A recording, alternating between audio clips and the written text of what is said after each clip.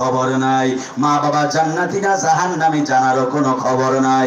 এই জন্যই তো আল্লাহ কোরআনুল কারীমের মধ্যে বলেন, পৃথিবীর বান্দারা, আমি আল্লাহ তোমাদের মা বাবার জন্য একটা দোয়া শিখাইয়া দিলাম। ওই দোয়াটা আল্লাহ কোরআনুল কারীমের মধ্যে বলেন। এই জন্য বারুরকান্দির বাবারা, হায়াতের মালিক কে? এই আওয়াজে হবে আর জোরে বলেন না। হায়াতের মালিক হলো আল্লাহ, রিজিকের মালিক হলো আল্লাহ, শক্তির মালিক আল্লাহ, দুর্বলতার মালিক আল্লাহ। কি খাবেন কি পড়বেন সবকিছু জানেন আল্লাহ। আপনার বাবা কি খাবে কি পড়বে জানেন আল্লাহ। আপনার মা কি খাবে কি পড়বে জানেন আল্লাহ। কিন্তু তারপরেও আল্লাহ ডাক দিয়া বলে, বান্দা তোমার বাবারে আমি আল্লাহ খাওয়াবো, তোমার মাকেও আমি আল্লাহ খাওয়াবো।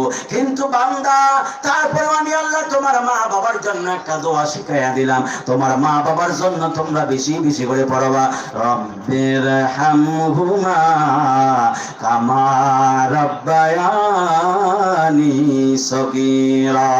চিৎকার মেরে বলা যাবে কি সুবহানাল্লাহ।